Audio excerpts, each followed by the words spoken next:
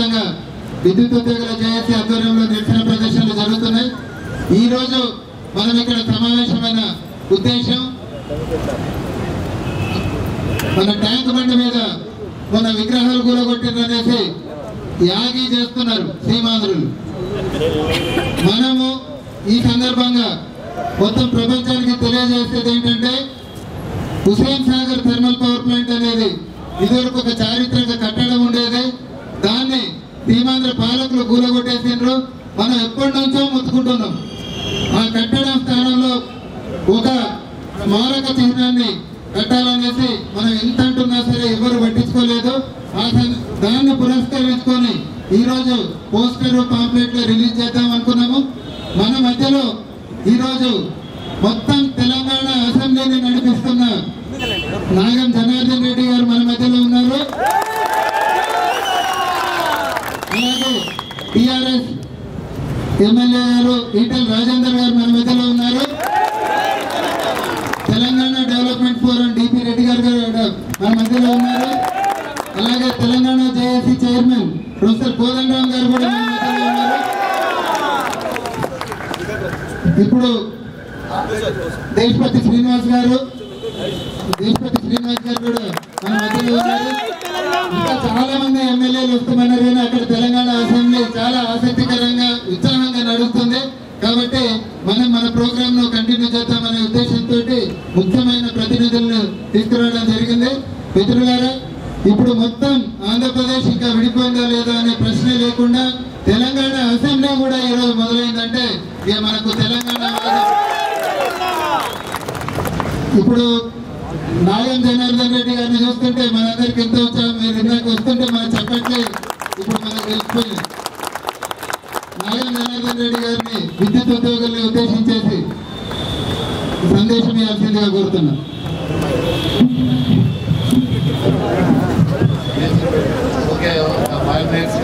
మాట్లాడమని తెలంగాణ విద్యుత్ ఉద్యోగుల కరెంట్ వల్ల జాయింట్ యాక్షన్ కమిటీ ఇక్కడ రఘు గారికి కానీ, ఇక్కడ పెద్దలు కోదండరామ్ గారికి కానీ, ఇక్కడ రాజేంద్ర గారికి కానీ, అదేవిధంగా ఫోరం డిపి రెడ్డి గారికి కానీ, మిగిలిన పెద్దలందరికీ, శివాజీ గారు, మోహన్ రెడ్డి గారికి, ఇక్కడ ఉన్న ప్రతి ఒక్కరికి అక్కచెల్లెళ్లకు అన్నదమ్ములందరికీ కూడా నా హృదయపూర్వక నమస్కారాలు. తెలంగాణ ఉద్యమాభినందనలు. జై తెలంగాణ. ఇప్పుడు మొన్న మేము ముఖ్యమంత్రి గారిని వెళ్ళి కలిసి ఈ మిలియన్ మార్చ్ ఏదైతే ఉందో కోదండరామ్ గారు స్పష్టంగా చెప్పినారు. 1 నుండి 4 గంటల వరకే అని చెప్పినారు. దీనికి పర్మిషన్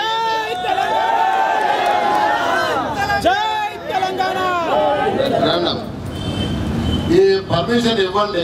అనవసరంగా మీరు పర్మిషన్ ఇవ్వకపోతే ఉద్రేకాలకు లోనవుతారు, అనర్థాలు జరుగుతాయని చెప్పారు. నేను ఏదైతే మేము తెలంగాణ తెలుగుదేశం ఫోరం తరఫున ఏదైతే మేము శ్రీకృష్ణ కమిటీకి రిపోర్ట్ ఇచ్చినప్పుడే స్పష్టంగా చెప్పినాం, ఏ రెవల్యూషన్ అయితే నిర్బంధించబడుతుందో ఆ రెవల్యూషన్ హింసాత్మకంగా ఖచ్చితంగా మారుతుందని చెప్పినాం. దానికి నిదర్శనమే అది. ఎవరు నేను చెప్పలేదు, జాన్ ఎఫ్ కెనడీ చెప్పినాడు.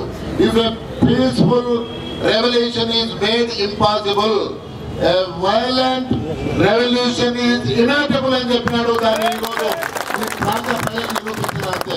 ఇంకొకటి కూడా మా ముఖ్యమంత్రి గారు ఏమి అనుకుంటాడో, ఆమె హోమ్ మినిస్టర్ గారు కూడా ఏమనుకుంటారో అర్థం కాలేదు. మేము చూడండి, మిలియన్ అంటే మేము 10,000 మందినే మేము వారికి అంటే రాగలిగాం, కంట్రోల్ చేయగలిగినామని. ఇది బాధ్యత గల ముఖ్యమంత్రి గారు, హోంమంత్రి గారు చెప్పొచ్చునా?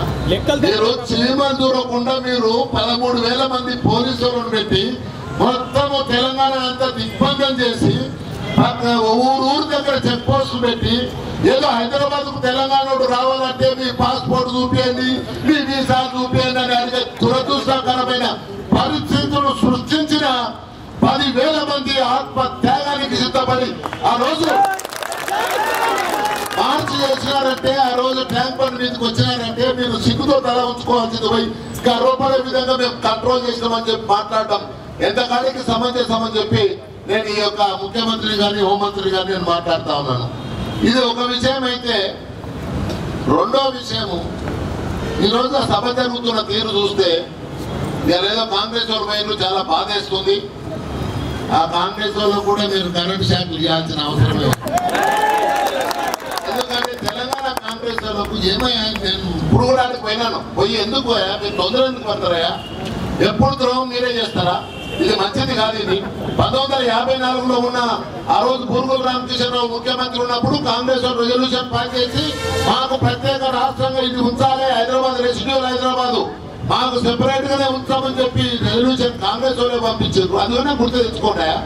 దాని తర్వాత 56ల నెహ్రూకు లాలూచి పడి ఆయన పెద్దనానికి తలోకి ఆ రోజు పూర్గుల రామకృష్ణరావు గారు వీళ్ళ మాటలు నమ్మి సీమాంధ్రులై ఎవరంటే ముఖ్యంగా ఆనాడున్న నీలం సంజయ్ రెడ్డి గారి మాటలు ఇంటిని పోయి దాంట్లో చేరిపోయినాడు.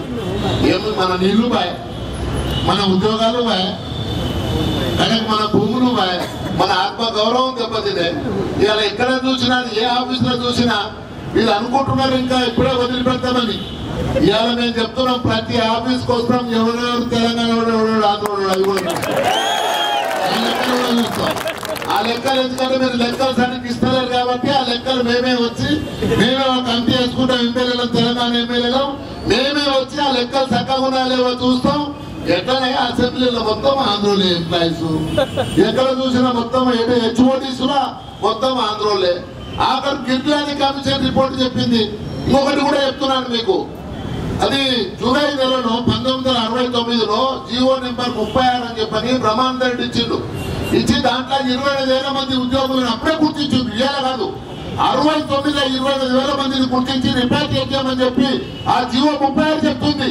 దాన్ని అమలు చేయబోతుంది. పెద్ద మనుషుల ఒప్పందం అమలు చేయబోతుంది. 6 పాయింట్ ఫార్ములను అమలు చేయబోతుంది. 610 జీవోను అమలు చేయబోతుంది. గిరిజన కమిషన్ రిపోర్ట్ అమలు చేయబోతుంది. ఇక మీరేదో మళ్ళీ 6th ఆప్షన్ అంటే 6th ఆప్షన్ లేకపోతే ఫస్ట్ ఆప్షన్ క్లియర్ గా చెప్పిండ్రు, మనం కలిసి ఉండలేము, అది వర్కబుల్ కాదని చెప్పి ఫస్ట్ ఆప్షన్ చెప్పింది.